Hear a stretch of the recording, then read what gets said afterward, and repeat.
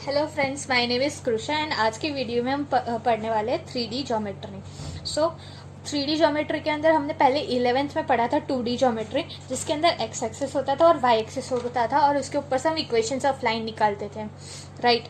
अब यहाँ पे 3D ज्योमेट्री जिसके अंदर हम लाइन भी निकाल सकते हैं और प्लेन भी निकाल सकते हैं, बट वहाँ पे एक और एक्सिस आ जाती है जेड एक्सिस। वो हमें एज्यूम करना है कि ये जेड एक्सिस हमारे एक्स एक्सिस और वाई एक्सिस से परपेंडिकुलर है।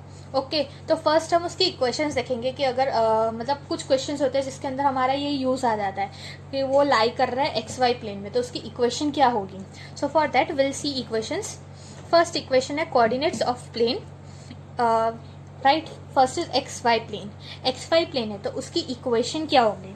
उसका जेड एक्सिस जीरो होगा हमारा, राइट। वो एक्स वाई प्लेन में लाई कर रहा है मतलब जेड जीरो है, so will directly write z equals to zero. Now वो है y z plane, y z plane में है, ओके। सो इसकी एक्स एक्सिस जीरो होगी, सो इसका इक्वेशन ऑफ अ प्लेन क्या होगी, एक्स इक्वल्स टू जीरो। और अब जेड एक्स प्लेन है, जेड एक्स प्लेन ये वाला है तो उसके लिए वाई एक्सिस जीरो है, सो हम लिख सकते हैं y equals to zero. Now next है कोऑर्डिनेट्स। हमने ये जो प्लेन्स देखे हैं उसके अंदर हमें कभी कभी कोऑर्डिनेट्स जरूरत पड़ जाती है डिस्टेंस निकालने के लिए, या सेक्शन फॉर्मूला से सेक्शन मतलब एम या एन की वैल्यू निकालने के लिए। सो for that will learn coordinates, उसके क्या क्या होंगे। अगर वो एक्स वाई प्लेन होगा, राइट, तो उसके जेड कोऑर्डिनेट तो आएगा ही नहीं, राइट। वो इस प्लेन में लाई कर रहा है तो जेड पे कहीं पे भी कट नहीं करने वाला, सो उसका जेड एक्सिस जीरो होगा, राइट। एक्स पे कोई पॉइंट होगा जहाँ पे वो कट करेगा, वाई पे भी कोई पॉइंट होगा जहाँ पे वो कट करेगा, so this would be coordinates of it. Next is y z plane. अब वाई जेड प्लेन में क्या होता है हमारा कि एक्स एक्सिस जीरो होता है, so it would be zero, comma y पे कहीं पे कट करेगा और जेड पे भी कहीं पे वो कट करने वाला है।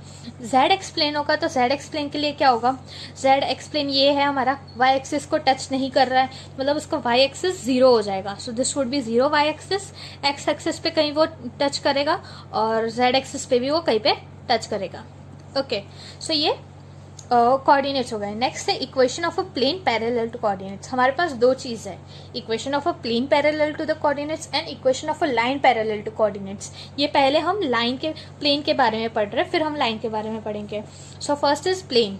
अगर हमारा एक्स वाई प्लेन के पैरेलल हुआ, ओके, हमारा कोई एक प्लेन के पैरेलल है कोऑर्डिनेट, राइट, तो वो एक्स वाई है, तो उसके लिए क्या होगा हमारा, जेड एक्सिस पे कहीं पे वो कट करेगा, ये प्लेन है अब उसके पैरेलल है, राइट, तो ऐसे होगा, तो मतलब राइट ऐसे होगा, तो जेड पे कहीं पे कट करने वाला है क्योंकि जेड हमारा बाहर है, right. So it would be z equals to a, हमने एज्यूम कर लिया, मतलब ए कोई एक पॉइंट है जहाँ पे वो कट करने वाला है। नेक्स्ट है वाई जेड प्लेन, राइट। सो वाई जेड प्लेन के पैरेलल मतलब क्या, हम ये प्लेन है, अब ये प्लेन के पैरेलल एक और पॉइंट है, राइट, ऐसा है, तब वो एक्स एक्सिस को कहीं पे कट करने वाला है, तो हम मान लेते हैं x equals to b, b कोई पॉइंट है जहाँ पे वो कट करेगा, okay. Now next is z x plane. Z x plane मतलब ये वाला प्लेन, ये हम सरफेस मान सकते हैं ऐसे, राइट, तो सरफेस के पैरेलल है मतलब वो वाई एक्सिस को कट करेगा कहीं पे सरफेस के parallel, so it would be y equals to something that is c। हमने मान लिया है कि वो c पॉइंट है जहाँ पे वो कट करने वाला है, so this were the equations of this. अब coordinates at any point on the axis. अगर वो y एक्सिस पे है तो उसके कोऑर्डिनेट्स क्या होंगे, सॉरी फर्स्ट x एक्सिस देखते हैं, x एक्सिस पे है तो उसका y जीरो होगा क्योंकि वो पॉइंट ही x एक्सिस पे लाई कर रहा है, तो हमारा y जीरो हो गया और z भी जीरो होगा, ओके। अगर वो y एक्सिस पे है पॉइंट तो हमारा क्या होगा, x इक्वल्स टू भी जीरो होगा और z इक्वल्स टू भी जीरो होगा क्योंकि वो y एक्सिस पे लाई कर रहा है, सिर्फ यही ये पॉइंट पे ही लाई करने वाला है वो, right. Next is z axis. अब z एक्सिस में क्या होगा हमारा, x जीरो रहेगा एंड y जीरो रहेगा, बाकी z एक्सिस की कोई पॉइंट होगी जहाँ पे वो प्रेजेंट है। ये हमने देख लिया। अब नेक्स्ट पॉइंट है हमारा equations of a line parallel to the coordinate axis, okay. So अगर कोई एक लाइन है जो पैरेलल हमारे कोऑर्डिनेट एक्सिस है, तो फर्स्ट हम पैरेलल टू एक्स एक्सिस मानते हैं, ये एक्सिस है और इसके पैरेलल है एक लाइन, राइट, तो ये एक्सिस है तो यहाँ से ऐसे पास कर रही होगी, ये एक्स वाई प्लेन है, वाई जेड प्लेन है, तो वहाँ से पास कर रही होगी मतलब उसका वाई जेड का कोई एक पॉइंट होगा, सो हम क्या मान सकते हैं, वाई जेड पे कट कर रहा है तो मतलब वाई की भी कुछ वैल्यू होगी ए और जेड की भी कुछ वैल्यू होगी बी, जहाँ पे वो कट करेगा।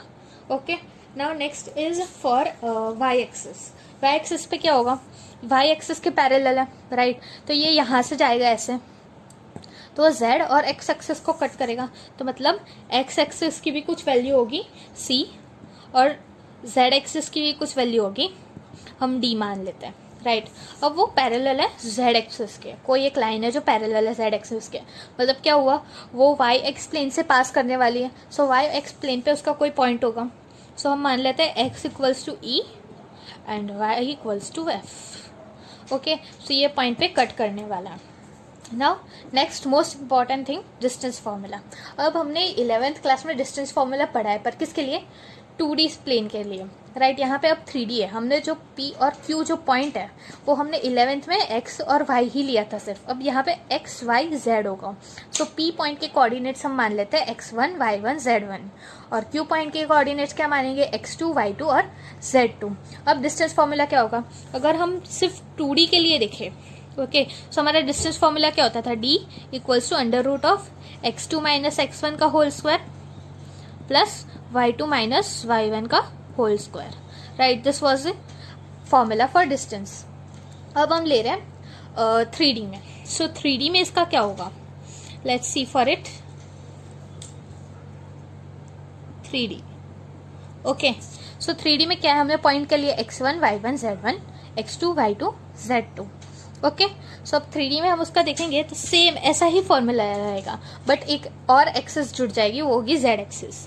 सो d would be equal to under root of x2 minus x1 whole square plus y2 minus y1 whole square plus z2 minus z1 whole square. Okay, so ये इसका फॉर्मूला हो जाएगा, distance formula.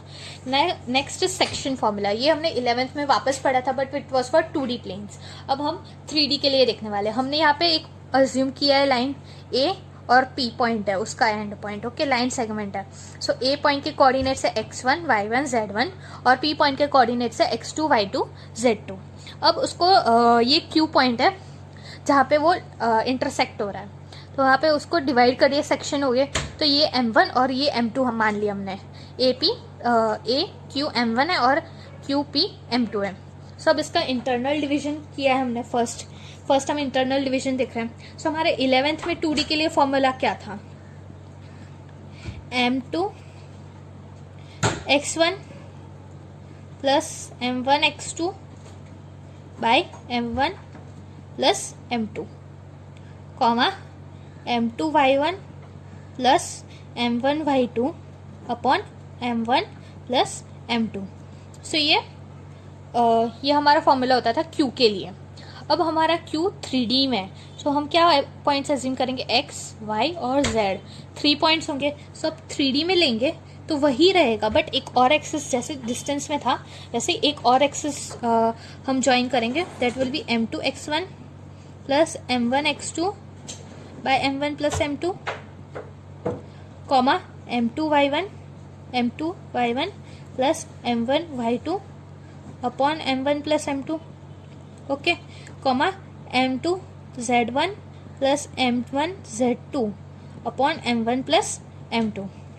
मैं समझा देती हूँ कैसे आया है, ट्रिक दिखा देती हूँ। ये M2 है, M2 के साथ ये सारे आएंगे और M1 के साथ ये सारे, उसका ऑपोजिट लेना है। M1 को मल्टीप्लाई करना है इससे और M2 को मल्टीप्लाई करना है इससे, राइट। देखो M2 है तो M2 के साथ x1 आया, राइट। यहाँ पे भी देखो M2 है तो M2 के साथ y1 आया, यहाँ पे भी देखो M2 है तो M2 के साथ हमारा z1 आया। सिमिलरली M1 है तो M1 के साथ हमारा x2 आया है, M1 है तो M1 के साथ y2 है, M1 है तो M1 के साथ Z2 है। ओके, सो ये पता चल गया। नेक्स्ट सिमिलरली एक्सटर्नल डिवीजन, तो हमने 2D में क्या देखा था एक्सटर्नल डिवीजन में, M2 x1 minus M1 x2 upon M2 minus M1, okay, M2 minus M1 या M1 माइनस M2 जो लिखना है लिख सकते हो, राइट। यहाँ पे हमने M2 M1 बाद में लिया है, सो यहाँ पे भी हमारा M2 माइनस M1 आएगा, okay, comma m2 y1 minus m1 y2 upon m2 minus m1। Okay, m2 क्या होगा, जो हमारा ज़्यादा रेशियो होगा, मतलब ये a p और q यहाँ पे होगा हमारा उस टाइम पे। सो ये एक्सटेंड करेंगे तो हमारा ये जो होगा ना, ये वो हमने m2 माना है। ओके, ये पूरा, और ये जो है वो हमने m1 माना है, इसीलिए हमने ऐसे लिया m2 माइनस m1। अगर तुम लोग ये m2 मानते हो, m2 माइनस m1 हमने यहाँ पे लिया है। अगर ये आप लोग m2 मानते हो और ये m1, तो m1 माइनस m2 लिखोगे यहाँ पे। ओके, पर हमने यहाँ पे m2 माइनस m1 लिया है। 3D के लिए देखते हैं क्या होगा। 3D के लिए भी सेम होगा, बस y डायरेक्शन में भी होगा एक। तो क्या होगा, m2 x1 minus m1 x2 upon m2 minus m1। Okay, m2 y1 minus m1 y2 upon m2 minus m1, comma m1 m2 z1 minus m1 z2 upon m2 minus m1। Okay, so ये हमारा